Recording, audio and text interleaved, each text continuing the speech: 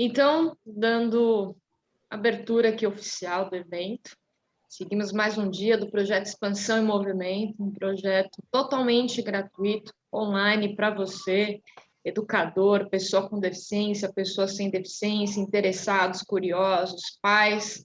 Sejam todos muito bem-vindos. Queria agradecer aos nossos intérpretes de Libras, a Rosângela, nossa audiodescritora, e ao Fernando, nosso palestrante da noite, a nossa equipe incrível que está sempre aqui participando, e aos demais convidados de contato do Fernando. Então, sejam todos muito bem-vindos. A Rosângela vai fazer a audiodescrição. Rô, é contigo. Oi, pessoal, boa noite. Um grande prazer estar aqui com vocês de novo. Então, eu vou começar pela Natália, que é a nossa mediadora, que ela é uma jovem branca, de pele clara, cabelos castanhos escuros, longos e lisos, estão parcialmente presos, ela usa óculos, ela está vestindo a camiseta do Olga Cos com um blazer por cima. Essa é uma camiseta branca com a inscrição em roxo, Expansão em Movimento. Falar um pouquinho do Ezequiel, que é o que está aparecendo aqui para mim, o intérprete de Libras. Ele é um jovem negro de pele clara, cabelos curtos, ele usa óculos e está usando uma camiseta preta de mangas curtas. O Fernando é um homem branco, de pele clara, cabelos curtos e castanhos, e olhos castanhos, e ele está com a barba aparada. Ele usa uma camisa azul marinho. Atrás dele, uma cortina fechada, algumas plantas e um abajur aceso. É isso. Muito obrigada, Rosângela. Bom, antes da gente começar, eu sei que o Fernando vai se apresentar. Fernando, antes de começar, eu queria saber, assim, com algumas palavras, quem é o Fernando? Essa pergunta, ela sempre é difícil, né? Bom, eu vou falar sobre algumas trajetórias, né? Profissionais, né? Enfim, talvez, acho que para esse momento, acho que seja isso. Eu sou um jornalista, atualmente eu sou um pesquisador em nível de doutorado, que começou esse ano, né? Eu acabei de defender meu mestrado na Universidade de São Paulo, e eu trabalho com discursos, né? O sentido que emerge dos discursos a partir de estruturas que a gente pode identificar. Eu acho que atualmente seria essa uma principal descrição. Você é de qual cidade? Eu sou mineiro de Belo Horizonte, moro em São Paulo.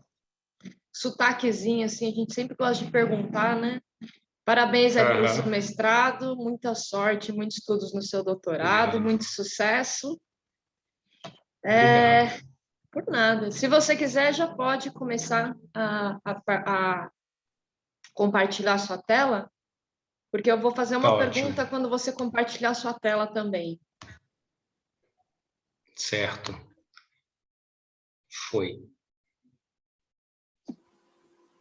Bom, então, eu vou descrever essa imagem. É uma fotografia em preto e branco, em close, de um microfone redondo. Todas as imagens que o Fernando, todos os slides que o Fernando vai apresentar, terão essa imagem como fundo. Então, eu não vou descrevê-las mais, tá? Mas a cada novo slide tem sempre essa imagem de fundo. Obrigada, Perfeito, Rô. Obrigada. Fernanda, antes de você começar, eu acredito que você já vai falar, mas como eu sou prematura, eu gosto de falar antes. Qual foi a ideia desse tema quando eu falo do outro? Bom, esse tema ele perpassa a minha vida, né? Eu, como jornalista, sempre falei do outro e eu acho que a partir, principalmente depois, como jornalista, já tinha muitas vezes esse incômodo de como falar do outro, né? Uma responsabilidade muito grande e, ao mesmo tempo, é o ofício do jornalista.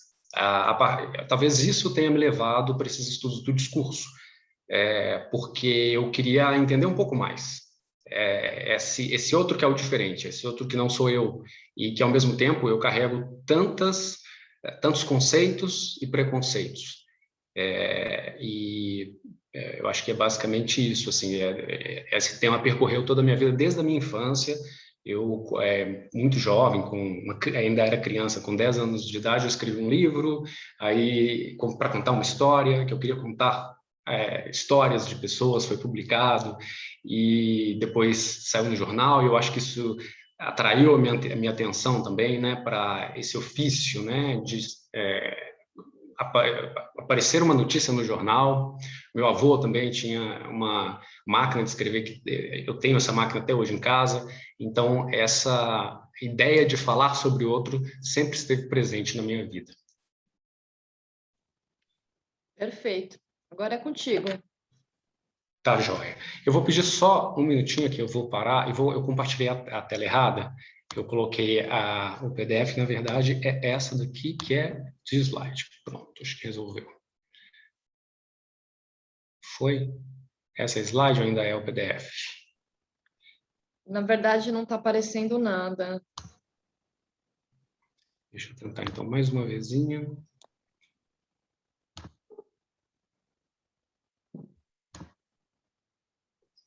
E agora? Apareceu? Ainda não. Espera aí que eu vou tentar fazer aqui uma coisa para você.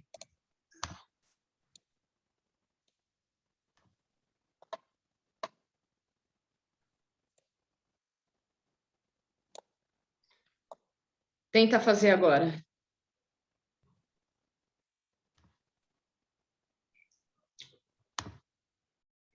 Bom, escolhi o... interessante. Está aparecendo Quando só você vai no o outro, PDF. tenta colocar Stop Share. Eu coloquei Stop Share. E Fecha a outra deixa eu página e deixa só no acho que eu vou fechar PowerPoint. Isso, boa. Fechei. Agora deixa eu tentar novamente compartilhar aqui. Não deu certo. Eu peço desculpa. Eu vou fechar Imagina. o PowerPoint e vou abrir de novo. Fica Eu acho que tranquilo. talvez resolva. Aos demais que estão entrando, sejam todos bem-vindos.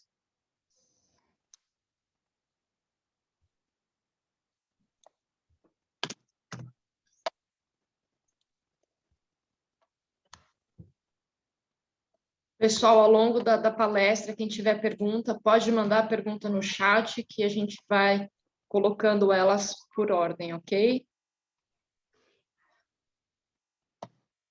Márcia, eu te coloquei como co-host, tá?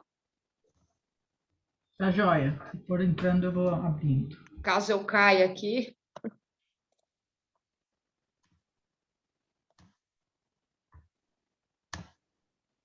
Aí, Fernanda, agora foi. Apareceu? Apareceu. Ótimo.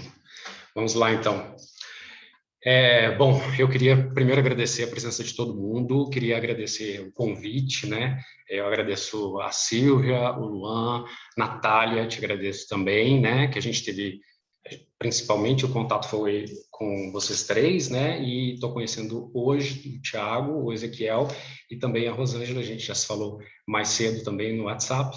Então, agradeço muito esse trabalho conjunto que a gente está fazendo, né?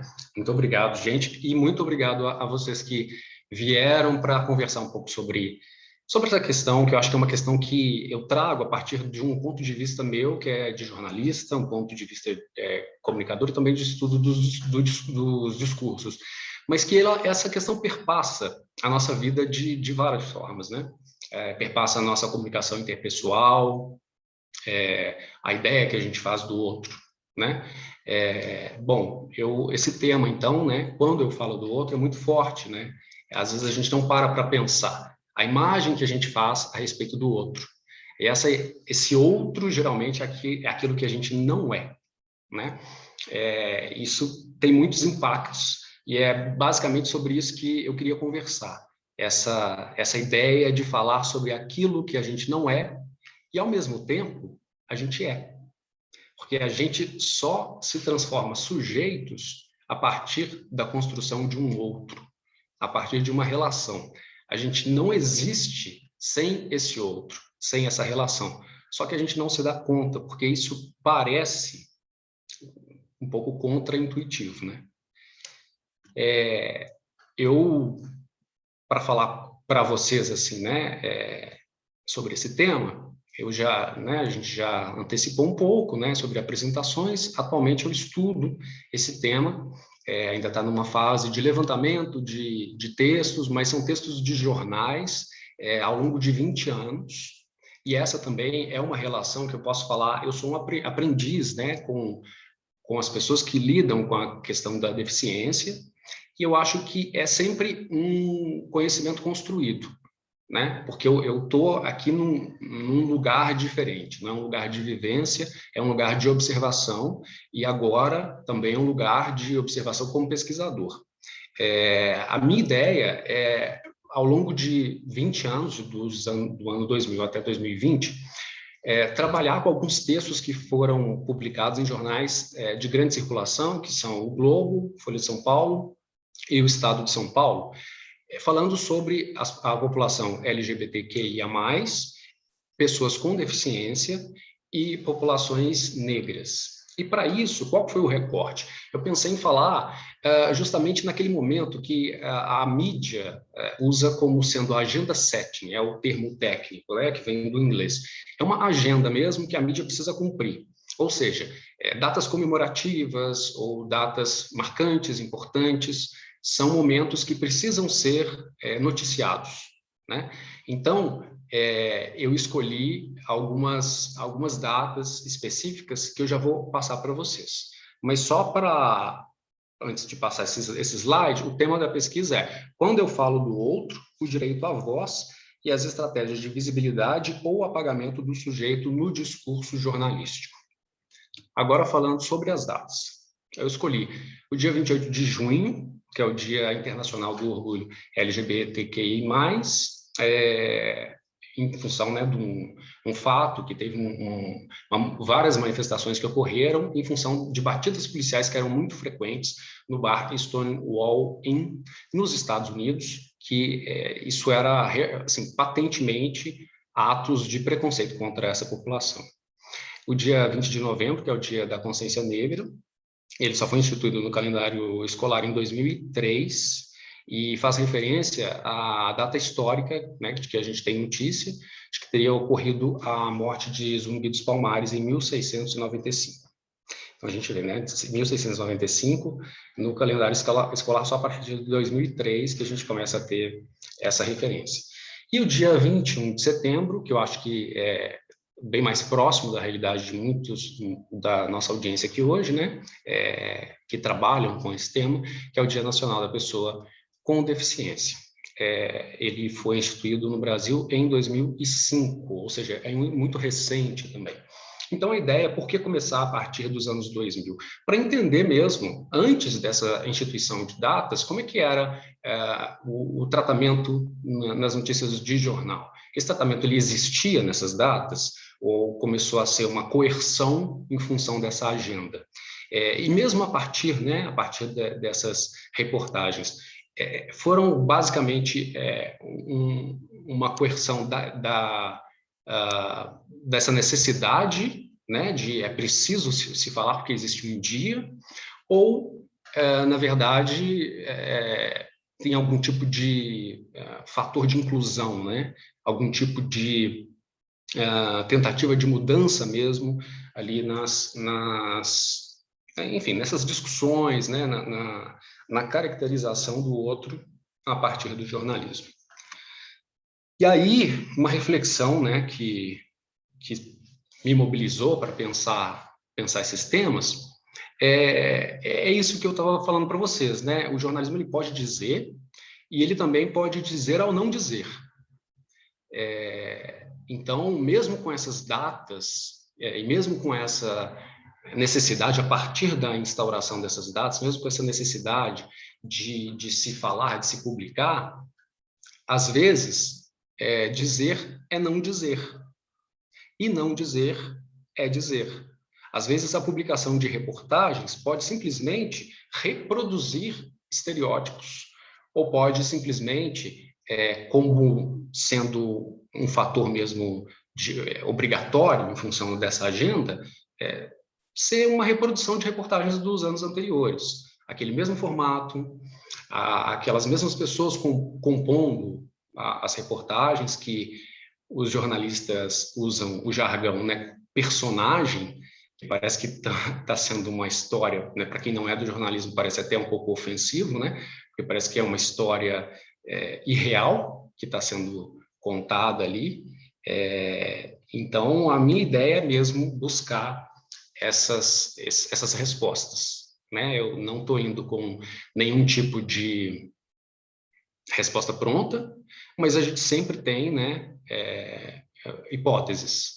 E eu acho que a partir do momento que os sujeitos começaram a se sentir sujeitos mesmo, começaram a entender seus locais, né, na sociedade, eles passaram a exigir algo que é da ordem da obrigação. Se a gente está falando sobre concessão pública, como é um jornal, como é uma televisão, não é nenhum favor haver uma reportagem que seja honesta em relação a essas populações. Não. Esses temas eles precisam vir à tona, eles precisam ser discutidos, e de uma forma que vá ser respeitosa, né, e vá promover algum tipo de equidade dessas populações em relação às outras nessa discussão no circuito social, circuito de circulação. Essas questões que eu estava falando para vocês, que mobilizam essa minha ideia de pesquisa, e aqui eu não vou falar só da minha pesquisa, tá bom? Eu sei que o meu orientador está acompanhando a gente também, professor Ivan Carlos Lopes, professor da Universidade de São Paulo, mas eu não vou me... Bem-vindo, Ivan! Ele já até divulgou lá para o pessoal, para os colegas. O Ivan é realmente um grande intelectual e um grande parceiro. E, enfim, e alguém a quem eu admiro muito. Mas eu não vou ficar preso na semiótica, porque essa não é que a semiótica é a ciência que estuda os discursos, né? Sobre a perspectiva estrutural. Esse não é um tema da nossa conversa, mas eu vou falar sobre discursos, e são questões que perpassam, que fazem parte dessa discussão semiótica. Vocês vão ver que, de certa forma, são discussões gerais, que fazem parte dos nossos questionamentos, até como sociedade, dos nossos questionamentos como seres humanos, e como também sermos mais humanos. Então, essas questões de base, né, que a gente estava mencionando, é a questão do outro mesmo, né? A questão da alteridade. O outro que é aquele ser que é diferente de mim, né? E o diferente, geralmente, causa incômodo, apesar de a gente só existir a partir do outro que é diferente, independentemente de quem seja esse outro. Independentemente de ele ter a mesma cor da pele, independentemente de ele ter um fenótipo, né, características físicas parecidas ou não. Ele vai ser diferente. Em algum aspecto, ele vai ser diferente. E a gente só consegue entender esse outro a partir da negação daquilo que é subjetivo. Negação não no sentido de extirpar, mas no sentido de tentar diminuir o que é interno, né, o interoceptivo, que a gente chama na semiótica, para tentar coadunar, para tentar entender essas questões que são externas a gente mesmo, né? E é interessante essa discussão porque tem um autor, que é o Claude Zilberberg, da semiótica, ele fala sobre essa presença. A presença só existe a partir da ausência. Ela não existe uma presença sem ausência. E a gente, às vezes, não consegue entender isso por sempre ter essa noção de que o outro está lá, está distante, né? E aqui é o subjetivo, o lugar do aqui, do agora, né? Não é do lá, do então, né? Sempre existe essa distinção muito forte, e essa distinção muito forte causa uma polarização que não nos deixa perceber que nós somos resultado de dominâncias.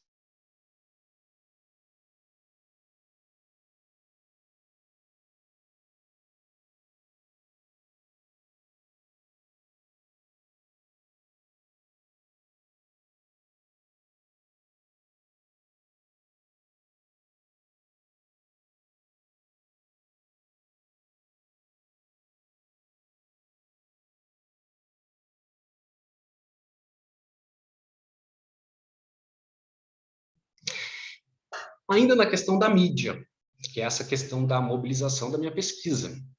Eu trouxe um texto aqui, ele é um texto de uma professora também da Universidade de São Paulo, mas não é lá do departamento, do Departamento de Comunicação e Artes, né, da Escola de Comunicação e Artes, que é a ECA, né? E a professora Rosana Soares, ela fala justamente sobre esse outro. Eu vou citar um trecho aqui, é sempre em relação a um outro, diferente de nós e supostamente inferiorizado na dinâmica social. E isso acompanha os discursos midiáticos, né? E aí ela termina com uma pergunta, afinal, né, como é que a gente vai representar o outro de modo equilibrado e, sobretudo, ético, em função dessa circulação, em função de questões que são estruturais, questões que estão incrustadas, né, na nossa dinâmica social. E justamente por elas estarem aí presas nessa nossa dinâmica social, formarem estruturas, eu trouxe também algumas referências de autores da sociologia. Uma aguinha aqui. Eu trouxe dois conceitos para a gente pensar um pouco essa ideia. A Spivak é uma autora indiana, e o Quijano é um autor peruano. E os dois falam sobre esse outro sujeito. Para Spivak, esse outro sujeito, ele é um sujeito subalterno. Ela tem um texto belíssimo, né? Um ensaio mesmo, que ela chama Pode o Subalterno Falar, foi traduzido, tem em português. E, basicamente, ela fala sobre as dinâmicas de colonização que aconteceram na Índia, e todo um conhecimento prévio que existia, cultural, enfim, a partir dessa visão de um povo que seria o dito hegemônico, esse povo que chega já nessa posição de hegemonia, todo esse conhecimento acaba sendo diminuído por essas pessoas novas. Por quê? Porque essa sociedade é uma sociedade de menor valor para eles. É uma sociedade do outro, do diferente, uma sociedade menos ilustrada. Então, aí a gente já vê uma ideia de valores muito importante, né? E muito discretizante, aí, né? Essa valoração de valor, de ideias. E o Quijano, ele também vai endereçar essa questão falando sobre a questão do sujeito marginal. Ele começa dizendo sobre as pessoas que voltavam da Segunda Guerra Mundial, não tinham como se estabelecer nos centros urbanos, nos centros mesmo, localização geográfica, e começaram a se estabelecer em lugares mais distantes, periféricos, ou seja, à margem. A partir disso, começou a haver problemas, né? A questão do saneamento básico, que não existia, outras questões, como, por exemplo, atendimento médico, que era muito difícil, e esses problemas começaram a ser chamados de problemas das populações marginais. Com o tempo, essas pessoas que eram menos oportunizadas e, às vezes, eram obrigadas a cometer atos infracionais, enfim, para sobreviver, em função dessa desigualdade que a gente conhece na nossa sociedade, elas começaram a ser chamadas de marginais.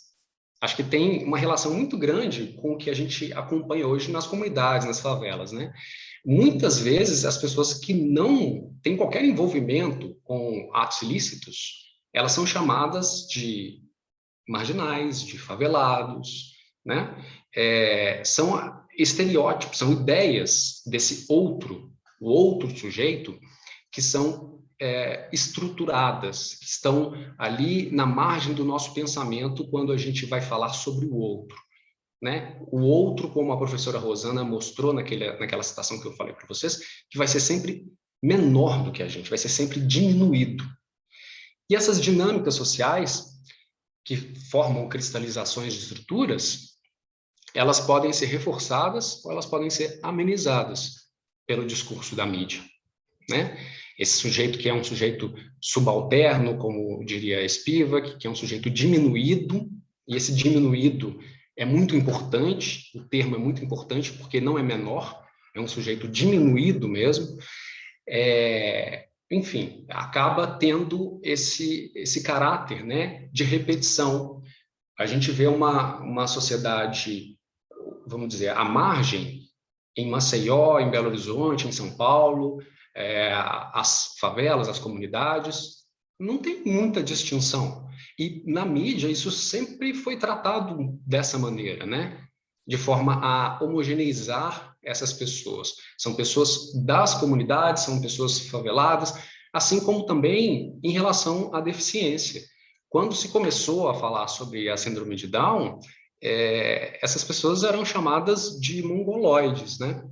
Com uma referência à Mongólia, por causa dos olhos. Então, como que uma característica fenotípica, uma característica física, acabou gerando toda uma questão estrutural que, eu lembro quando eu era criança, era um insulto imenso chamar um colega de mongoloide. Era assim, um horror, assim como também falar, você é bicha, né?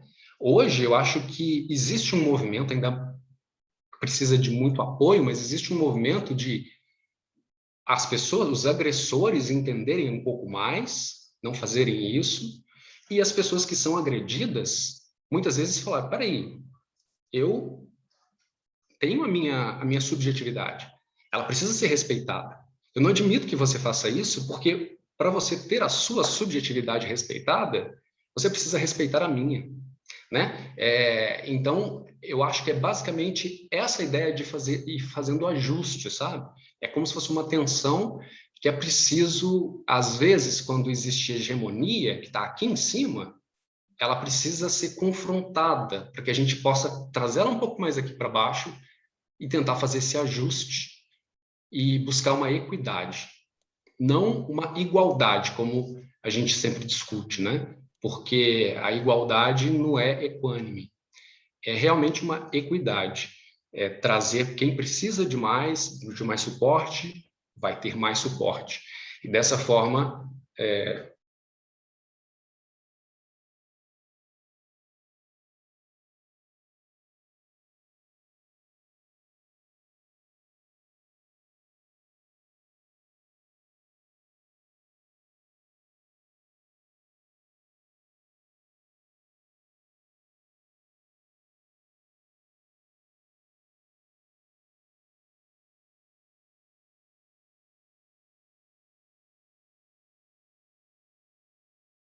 e também a pessoa com deficiência, porque o lugar da pessoa com deficiência, para quem não tem deficiência, não tem vivência com a deficiência, é sempre um lugar ou menor, ou aquele papel do herói, né? Aquele papel do exemplo a ser seguido, de superação. E muitas vezes o que se quer é simplesmente essa equidade, esse ajuste na atenção. É uma ideia de autonomia, uma ideia que, na educação, por exemplo, Paulo Freire batalhou muito por ela, né? Uma ideia de dar ao sujeito a oportunidade, oportunizar o sujeito para que ele possa ter uma voz, para que não a mídia ou quem quer que seja não fale pelo outro, mas que esse outro tenha as condições, né, seja oportunizado para ter a sua voz, independentemente, eu não estou falando de voz aqui, emissão de som, é uma comunicação, uma linguagem, que pode ser uma linguagem verbal, uma linguagem visual, né? Mas essa pessoa ela consegue se expressar. Ela só precisa ter o suporte para isso, certo? Fernando, e para falar nisso, uma das coisas interessantes que você falou que da equidade é que algumas pessoas elas acreditam que equidade, que é você dar mais para quem precisa, significa que você vai tirar do outro, né? Isso é uma falta de conhecimento da população, né? Assim, das pessoas. E outra coisa que eu achei muito legal que você falou o termo mongoloide, né? A gente passou já por um período de muitas trocas de nomenclatura, né? E hoje é o que eu falo com algumas pessoas e até amigos. Idiota era um termo muito utilizado para falar das pessoas com retardo mental. E hoje virou um modo carinhoso de falar com as pessoas. Falar, ô, seu idiota. Mas as pessoas não entendem que isso é uma forma de capacitismo, né? É literalmente o preconceito com a pessoa com deficiência, né? Então, acho que foi muito bem colocado essa sua fala, porque o que gera o capacitismo, muitas vezes, acredito eu, e você me corrija se eu estiver errado, é a falta de conhecimento, né? São termos que a gente utiliza e muitas vezes a gente diminui o outro por ter pena, por achar que ele é o coitadinho. De fato, a gente sabe que existe uma vitimização da sociedade como um todo, né? Pessoas, eu sou negro, então eu tenho que, eu tenho deficiência, eu tenho que ir na frente. Eu sou idoso, eu vou na frente. Mas, na verdade, algumas pessoas, elas acabam se colocando num lugar menor, inferior, quando, na verdade, elas deveriam lutar para ser um lugar de igualdade, de equidade, na verdade, não de igualdade, né? Não, absolutamente. Essa ideia que você falou de, às vezes, as próprias pessoas terem esse sentimento, é porque isso é uma questão estrutural. Assim como tem pessoas negras que são racistas, tem pessoas, tem homossexuais que são homofóbicos, porque é uma questão estrutural. O Gessé Souza trata muito a respeito disso, e ele faz uma engrenagem muito interessante, ele retoma a ideia da engenharia do consenso, né, nos Estados Unidos, a construção de uma ideia de que eu preciso de algo que me dizem que eu preciso para que eu atinja um objetivo. E, na verdade, isso é uma forma de dominação, é uma forma de violência muito, muito grande. Muitas vezes a violência contra a própria pessoa, né? Contra si contra próprio, a própria né? pessoa. Contra si Contra próprio. a própria pessoa. Reforço positivo de uma violência. Esses dias eu vi uma mulher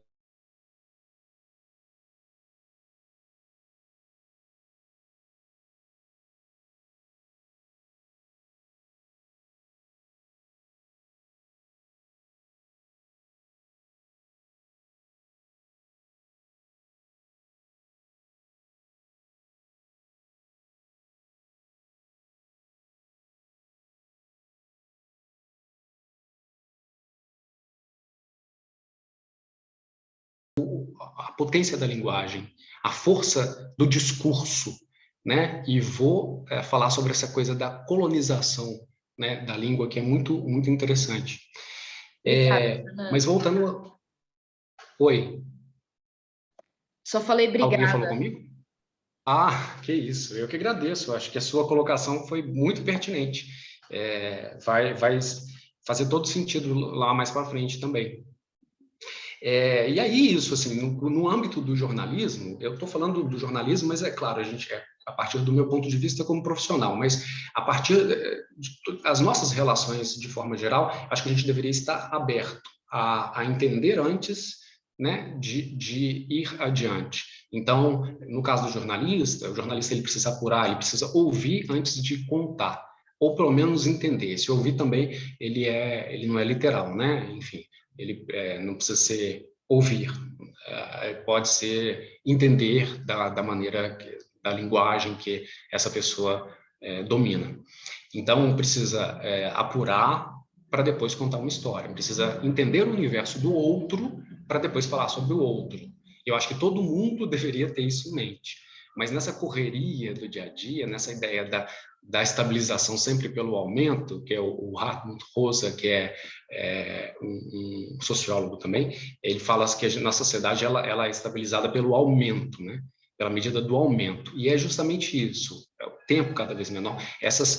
Ao invés de dilatações, né, esses estreitamentos que a gente acaba enfrentando, estresse, correria, para o jornalista, às vezes não há tempo de se ouvir tanto. É preciso mais falar do que ouvir. E é uma inversão completa de valores, não só para jornalistas, né? Para todo mundo. Acho que a gente aprende muito quando a gente consegue escutar.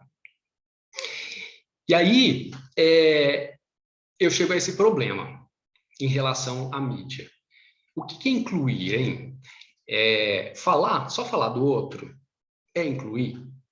Talvez isso tenha até me levado a pensar dessa maneira essa pesquisa, né? Essas datas que os jornalistas precisam falar sobre o outro, mas será que isso é incluir? Aí eu recorro ao Habermas, né? Que ele tem um livro que chama A Inclusão do Outro, e ele fala que incluir não é incorporar. Pelo contrário, é preciso alargar, isso é incrível essa citação dele. É preciso alargar as fronteiras sabendo que as individualidades elas devem se manter. É essa ideia da complexidade, essa ideia que para a gente é contra-intuitiva, mas como assim a gente só vai ser uno se a gente for diferente dentro desse uno? E é um pouco isso, assim, se a gente for ver até numa questão física, se você pega um material qualquer e tenta ver microscopicamente, se ele é uma superfície sólida, a partir dessa visão mais, né, focada, microfocada, ela deixa de ser uma superfície sólida. Ela tem continuidades e descontinuidades, ela tem partículas e tem lugares que parecem que estão vazios. Isso para a gente é contraintuitivo. Mas é essa diferença que forma um todo. É só a partir dessa diferença que a gente pode chegar, que eu acho que a gente ainda, socialmente falando, a gente não tem, essa ideia de igualdade. Então, para isso, é preciso a gente pensar, assim, em equidade.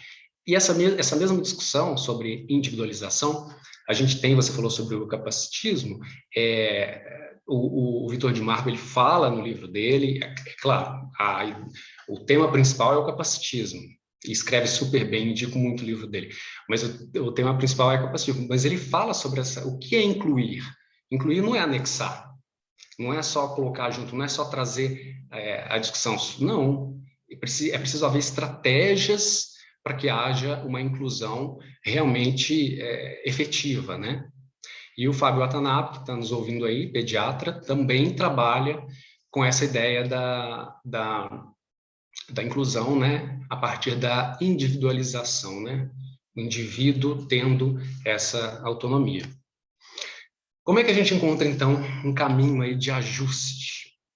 Bom, é muito difícil, eu não tenho uma resposta. Se fosse fácil, a gente estaria vivendo no melhor dos mundos, né?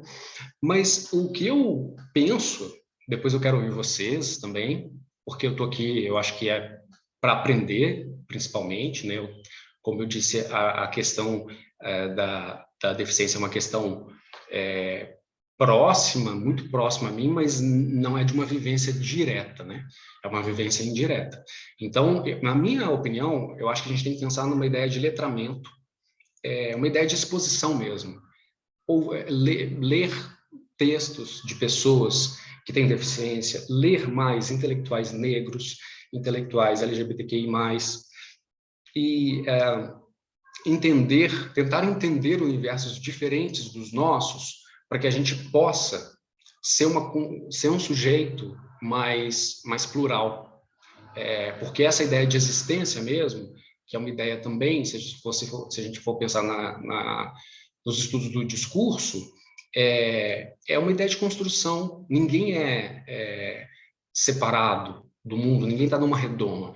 Eu só consigo ser o que eu sou a partir das experiências que eu tive, a partir do contato com as pessoas que eu conheci, a partir das leituras que eu fiz, das viagens que eu fiz,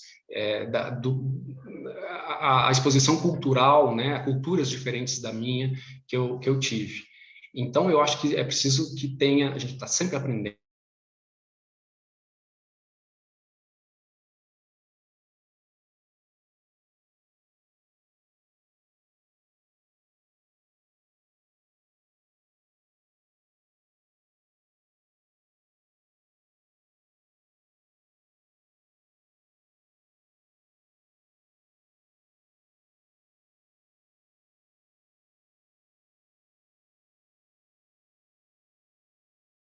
por vários motivos, né? Todo mundo é especial, isso torna uma diferença, né? Isso reforça uma diferença. Então, por que não, de repente, conversar numa boa com um repórter? Olha, esse termo não é um termo legal, vamos pensar, né, de outra maneira, por causa disso, disso, disso. Porque às vezes a gente lê, hoje em dia, né, pegar uma reportagem que foi na melhor das intenções e cheio de questões que vão ser complicadas para quem trabalha diretamente com a deficiência. Por outro lado, nem sempre esse repórter ele é especialista naquele assunto, né? Então, por isso a empatia também do outro lado, a empatia de conversar antes, né? Não simplesmente achar que todo mundo já vai saber tudo, né? E é isso, basicamente, assim, né? Essa ideia de construir juntos, né? Construir uma, um sentido que seja uma maneira de contemplar a todos, né? É uma maneira de incluir. E só para finalizar, eu tinha falado lá atrás da questão da colonização, da descolonização ou decolonização linguística. Tem um livro muito interessante que é o Memórias da Plantação da Grada Quilomba, que ela fala sobre essas questões. Ela fala que é importante a gente dar nome, não existem sinônimos, né? A gente usar o termo como ele precisa ser usado. Ela rechaça a ideia de falar escravo, por exemplo, porque ninguém decidiu ser escravo. Não é, eu sou jornalista, eu decidi. Não, a pessoa foi escravizada, ela foi obrigada a estar naquela situação, né? E da mesma maneira, né, esses temas que eu estou tentando trazer sempre para a deficiência, porque eu acho que é o maior foco aqui hoje, não é uma característica física que vai trazer tanto distanciamento, tanto preconceito. As pessoas precisam entender que, às vezes, essas diferenças são mais patentes, são mais visíveis. Isso, para elas, pode inicialmente causar um estranhamento, mas elas têm que lidar com esse estranhamento delas, têm que lidar com isso para conseguir crescer como ser humano. Porque esse ser humano, como eu disse, ele só existe a partir da relação. Eu só sou sujeito por causa do outro, sendo esse outro diferente, ou sendo esse outro teoricamente ou ilusoriamente mais parecido comigo. E eu vou finalizar com uma questão muito, muito, muito interessante, que é uma citação. Eu vou até pegar aqui no meu celular, porque está com as figurinhas das pessoas ali, está cortando um pouco. Essa citação, eu acho que vale a pena ler ela inteira. É uma citação que está num texto da Marilena Chauí, só que é de um autor que chama Claude Lefort. A ideia, né? O texto é da Marilena Chauí, mas essa ideia é do Claude Lefort. Então fala, a universalização do particular, a interiorização do imaginário como algo coletivo e comum e a consciência da lógica lacunar fazem com que a ideologia seja uma lógica da dissimulação, da existência de classes sociais contraditórias e uma lógica da ocultação, da gênese da divisão social. Por esse motivo, uma das operações fundamentais da ideologia consiste, segundo Claude Lefort, em passar do discurso de ao discurso sobre. Assim, podemos quase detectar os momentos nos quais ocorre o surgimento de um discurso ideológico. Por exemplo, quando o discurso da unidade social se tornou realmente impossível em virtude da divisão social, surgiu um discurso sobre a unidade. Quando o discurso da loucura tem que ser silenciado, em seu lugar surge um discurso sobre a loucura, onde não pode haver um discurso da revolução,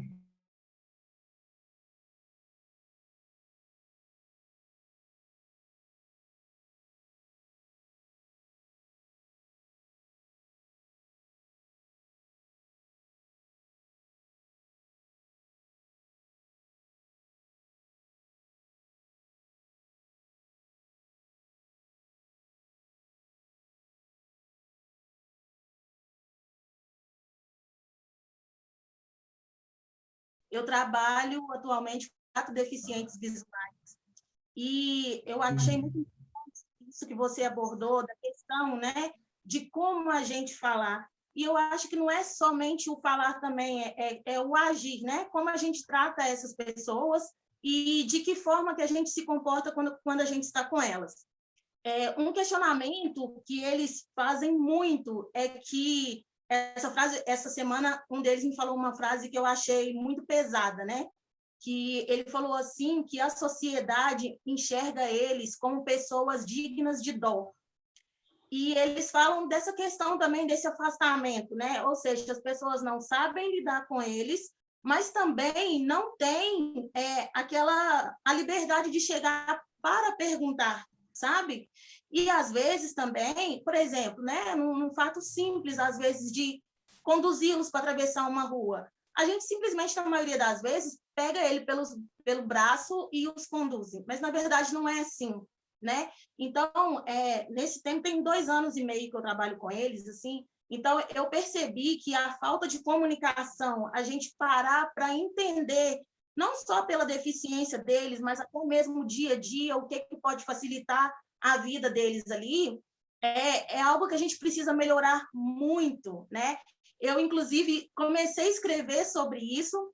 Eu estou querendo fazer uma reportagem, gravei vários vídeos com eles, conversas que eu tive com eles, mas eu tenho essa dificuldade, eu falo assim, gente, eu não quero colocar simplesmente como a mídia tradicional normalmente coloca, que é só ir lá e contar uma historinha de uma determinada dificuldade que eles têm, igual agora na pandemia. Eu conversei muito com eles, como que eles estão passando nessa questão da pandemia, porque eles são totalmente dependentes dos outros, né?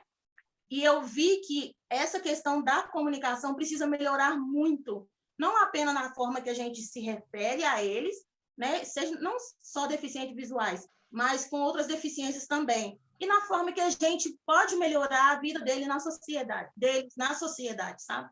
Então, essa palestra de hoje, assim, veio como, sabe, uma bênção, assim, abriu muito a minha mente com relação a isso, e a gente, de fato, a gente precisa muito melhorar a nossa comunicação com essas pessoas. É isso. Queria fazer um comentário. Eu tenho um tio que é cego.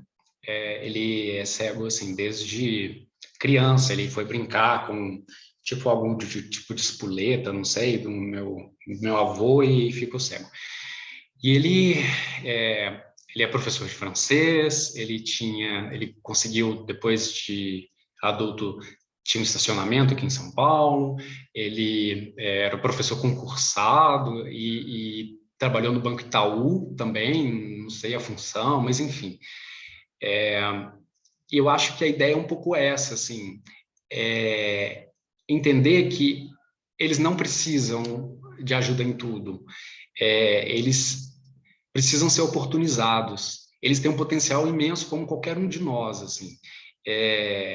A Regina, que escreveu um livro sobre o netinho dela, o Francisco, que tem síndrome de Down, eu assisti a uma live dela esses dias e ela falou uma coisa que me chamou muita atenção, assim. Às vezes a gente pensa que qualquer pessoa pode ser tudo. Não, eu não vou poder ser tudo que eu quiser. Então, não é todo mundo que vai poder, mas a pessoa pode ser o máximo que ela consegue, mas ela só consegue ser essa pessoa se ela for oportunizada. Então é isso, assim, a gente tem que oportunizar essas pessoas para que elas tenham a própria autonomia. E eu acho que a ideia é essa. E parabéns pelo trabalho, fiquei muito feliz de você me falar que você está com esse trabalho tão bonito. Obrigado pela presença também. Oportunidade. Fernando, tem algumas questões aqui Desculpa, eu tinha caído. Aqui no chat. A Malu, ela fala que logo lá no começo, quando você falou sobre falar o outro, ela diz que porque é mais fácil falar e julgar o outro do que a si mesmo. Será que o ser humano já nasce egocêntrico? Eu acho, olha, uma coisa que eu quero deixar claro, não sou psiquiatra, psicólogo, nada, eu estou falando a partir de estudos do discurso e a partir de um bate-papo mesmo, assim, de uma pessoa que está ali de uma forma indireta também envolvido nessas questões de nessas populações, né? Eu acho que tem a ver com a nossa cognição. A gente só consegue ser sujeito a partir do outro, como eu disse, a partir da relação. Mas, por outro lado, essa existência e essa relação, ela vai existir de dentro para fora. A gente tem acesso ao mundo a partir de uma subjetividade, a partir de uma maneira que o mundo nos toca e nos comove. Então, algo vai ser muito sensível para mim, e esse mesmo acontecimento pode não significar absolutamente nada para outra pessoa. Então, eu acho que essa ideia de passar pelo subjetivo sempre vai existir, mas a gente tem que estar sempre pensando em diminuir um pouco essa nossa percepção, porque ela nem sempre está certa. É aquilo que eu falei. Estou aqui numa mesa, não dá para ver, mas tem uma mesa aqui. Essa mesa é rígida. Se eu vejo essa mesa a partir de uma perspectiva com um microscópio e tudo mais, ela tem pedaços aqui, pedaços ali separados, enfim.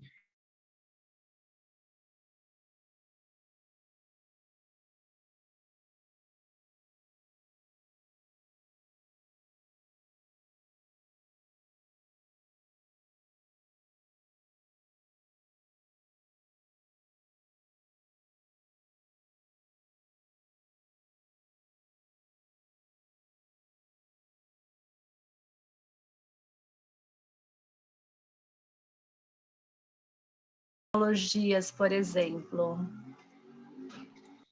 Obrigada, Eu já sou velhinho, né? Assim, eu formei em 2004.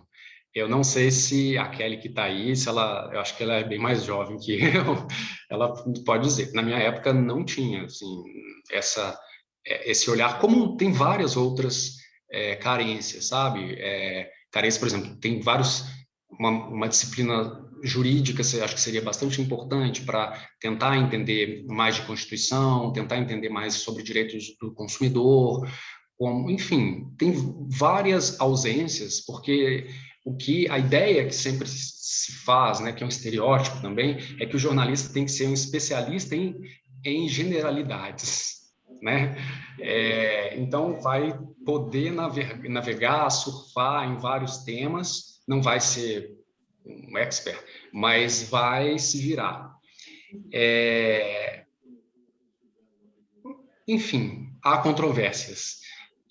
Mas eu acho que até para uma questão de humanização mesmo, uma questão de a maior parte dos jornalistas ter que lidar com temas semelhantes, eu acho que seria muito interessante. De repente, não sei, até uma ideia para se sugerir aí como ementa de disciplina, né, ementa de curso.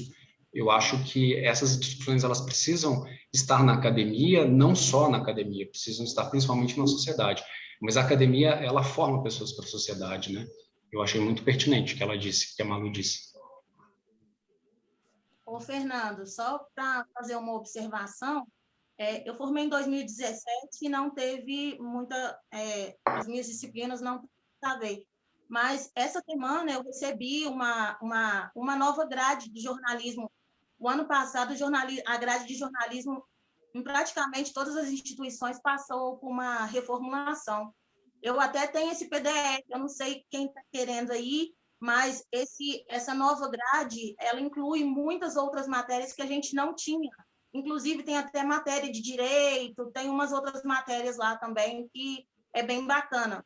Eu recebi esse PDF essa semana, talvez eu até te envie depois pelo Legal. direct aí para a pessoa, só para ela ficar mais atualizada. Mas a grade de que eu recebi está sensacional.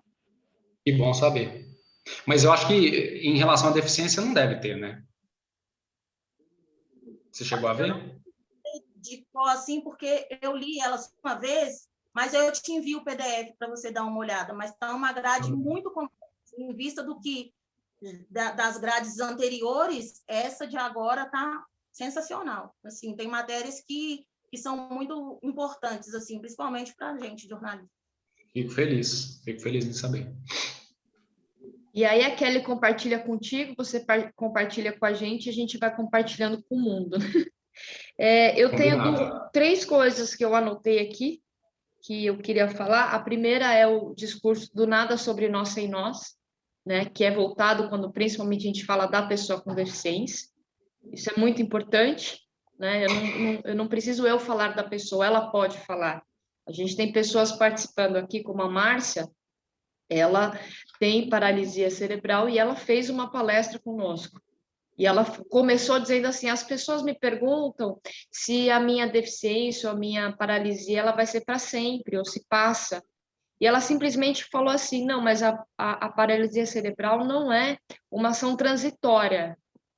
Quem não estava prestando atenção passou a prestar, né? A Márcia está aí. Outra coisa que eu queria falar também é que equidade não significa que a gente vai gerar guerra, né? No jornalismo, né? E aí eu queria saber duas coisas de você. Quando a gente fala de atos de violência, você já sofreu algum ato de violência muito forte que você gostaria de compartilhar? Não, assim, eu tive muitas experiências de violência na minha vida, mas, assim, não foram em função de... foram, não sei se obra do acaso, enfim. O meu pai era dependente químico, ele cometeu suicídio, o meu tio, irmão do meu pai, cometeu suicídio. Enfim, são situações que eu vivi na minha vida que me ajudaram a me formar também, sabe? E isso, para mim, eu acho que é de uma violência muito grande. A relação do meu pai e a minha mãe sempre foi muito apaixonada pelo meu pai. Meu pai, assim, teve um momento mais presente em casa, mas ao mesmo tempo era um momento que ele estava meio anestesiado, sabe, pela religião, porque ele nesse momento ele se tornou evangélico e tal, então sempre foram extremos, né? Então essas questões eu acho que são muito, elas me mobilizam muito ainda hoje em dia, sabe? Mas não relacionada a alguma coisa, enfim, sobre meu modo de vida, minhas decisões, minhas orientações, enfim, que eu saiba, não. Perfeito. E outra coisa que eu queria te perguntar é que, assim, na atualidade, né, aparentemente, o jornalismo ele vem sendo muito atacado, muito, né? E muitas vezes porque ele mostra a realidade, né? É o que você colocou lá. É entender, é compreender, é analisar, é buscar evidência, é encontrar respostas. E a minha pergunta para você seria assim, como se proteger disso? Se é que existe uma proteção para isso? Aos ataques? Ou a gente fala a verdade, né? Porque a verdade, muitas vezes, ela é difícil de ser ouvida, né? Então, eu queria saber se você tem alguma forma de como se proteger disso, além de ser generoso e educado com as pessoas que nos atacam, né?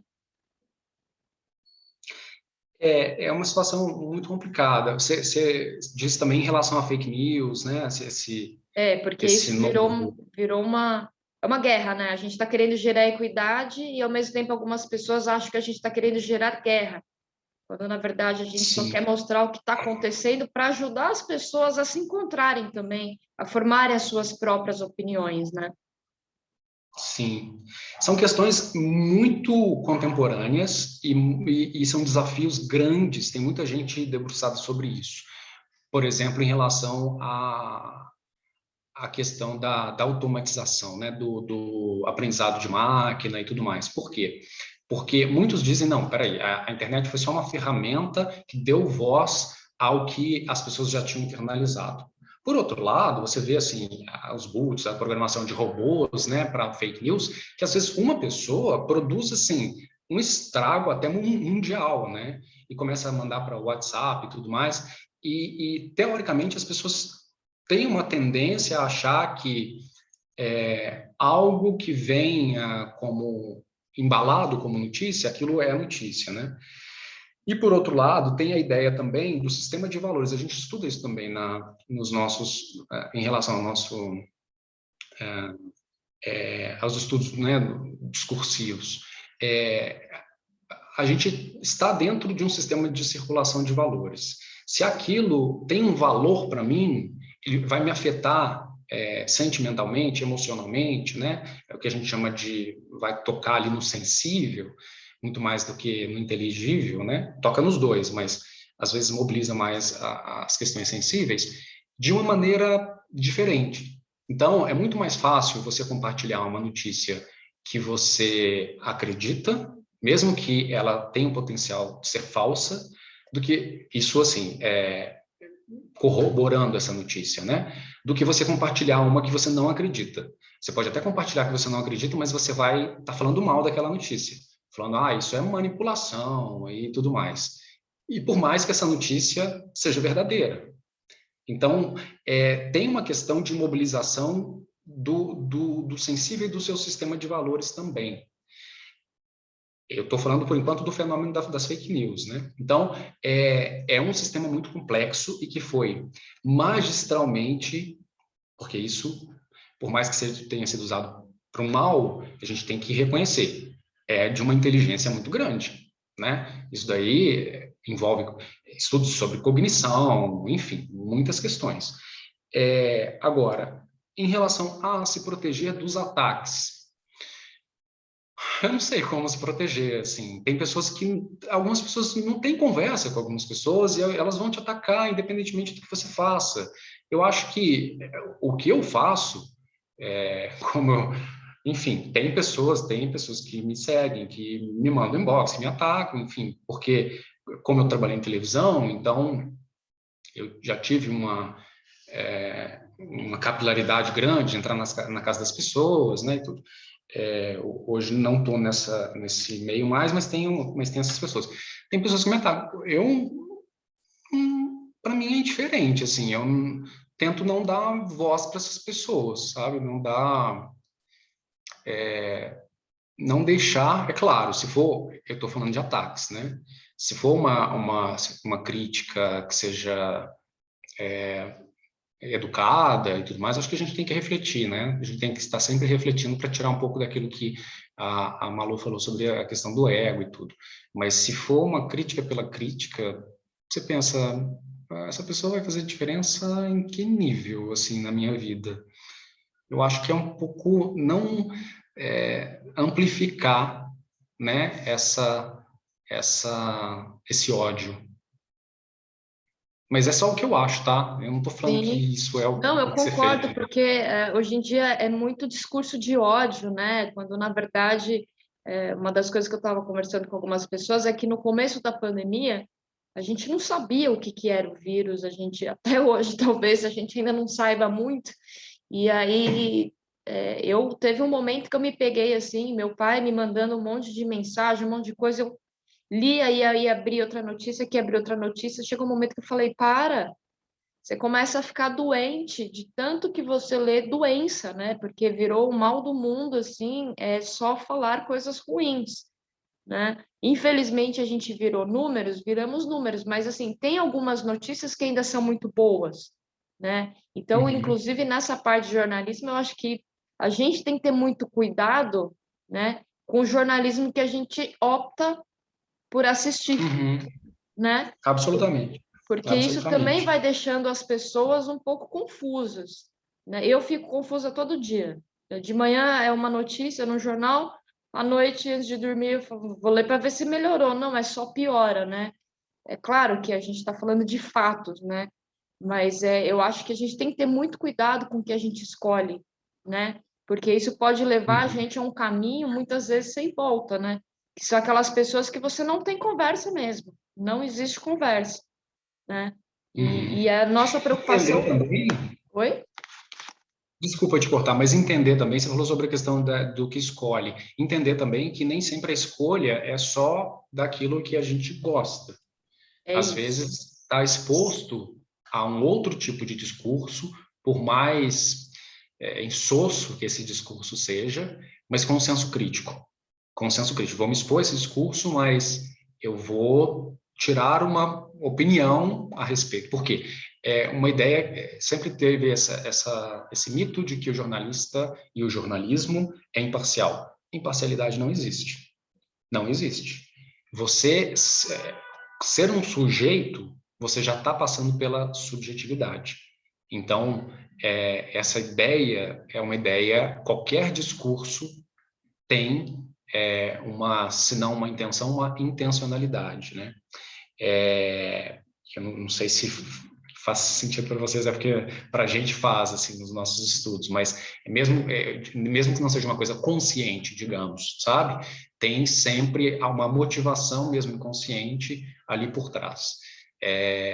Então, conseguir ter um senso crítico, por isso eu falei a questão do letramento, sabe? Letramento que eu falo é aumentar a sua visão de mundo, estar exposto mais a leituras sobre temas que são muito importantes, sobre temas de inclusão, né?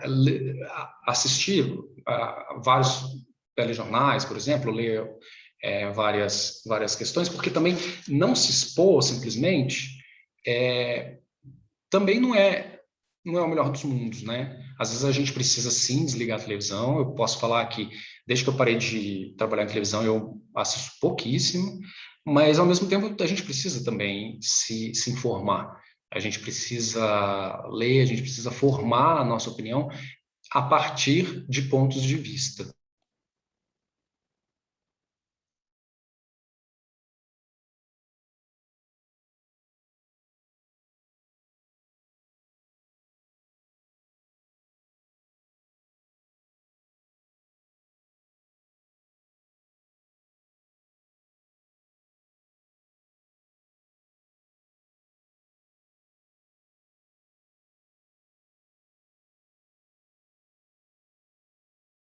Participação.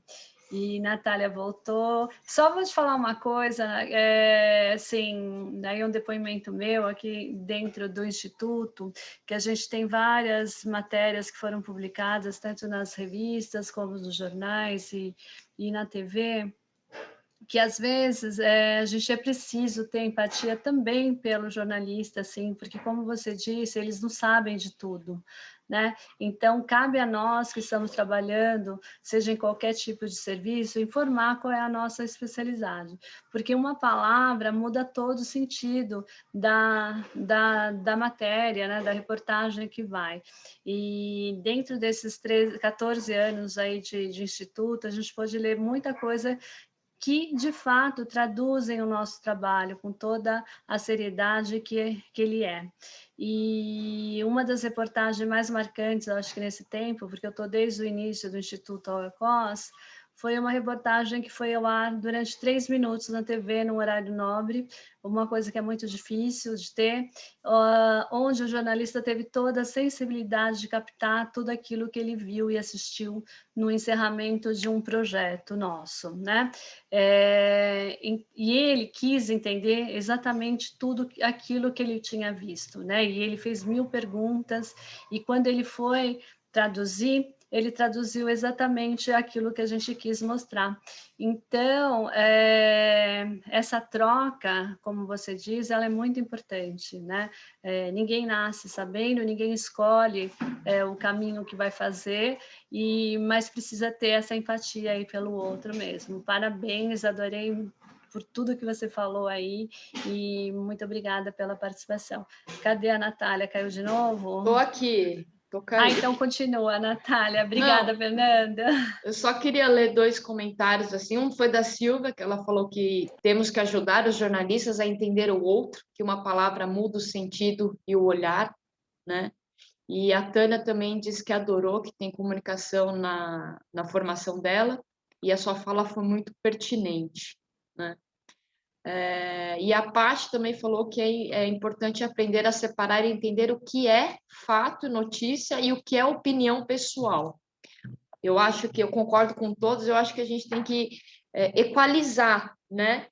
Ter opinião, ouvir aqui, ouvir ali, mas a gente precisa equalizar, porque a gente precisa ter opinião. Pessoas que ficam em cima do muro, eu também sou pesquisadora como você, e muitas vezes em algumas conversas, tal, as pessoas falam, tá, mas qual a sua opinião? Bom, a minha opinião com base em fulano de tal, e tudo, é essa.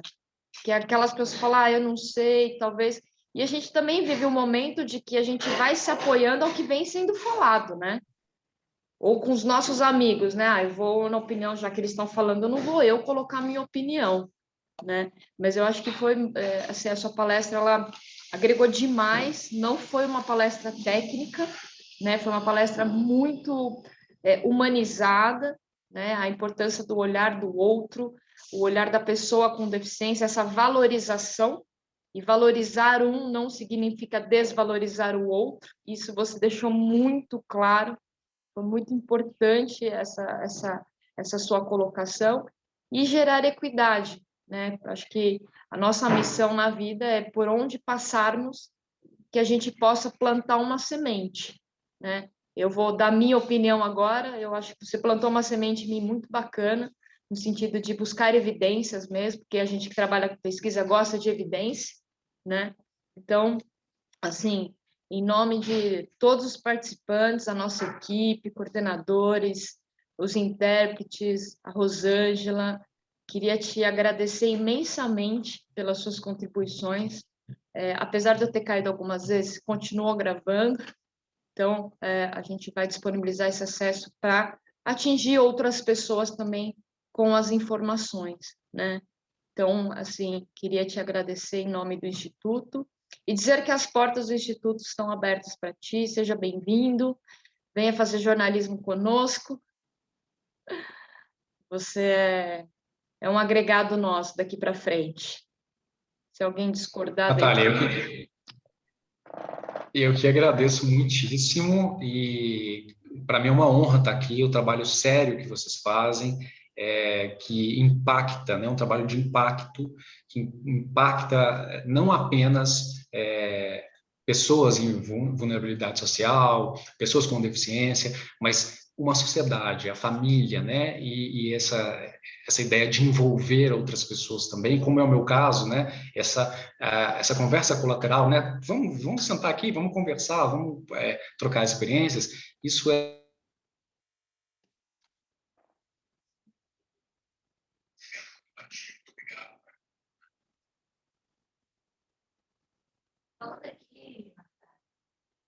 Quer me emprestar aí? Então, a gente agradece aqui a todos. O vídeo vai ficar disponibilizado aí depois no YouTube. E se alguém quiser fazer uma pergunta aí, aproveite os nossos últimos minutos. Alguém quiser...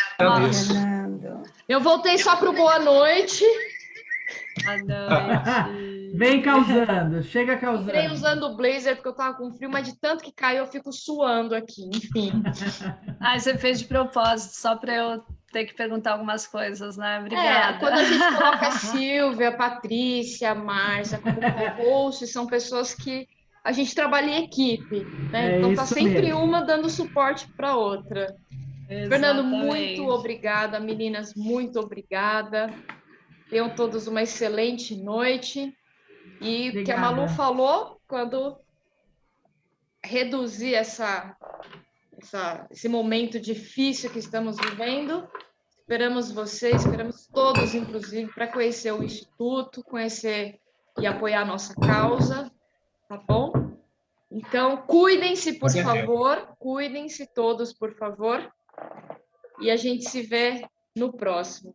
Fernando, muito obrigada, viu? Kelly, muito obrigada pelas suas contribuições, viu? Pessoal, uma boa noite para vocês. Até a próxima. Boa noite, obrigada. Tchau. Tchau, tchau. Boa noite, gente. Tchau, boa noite.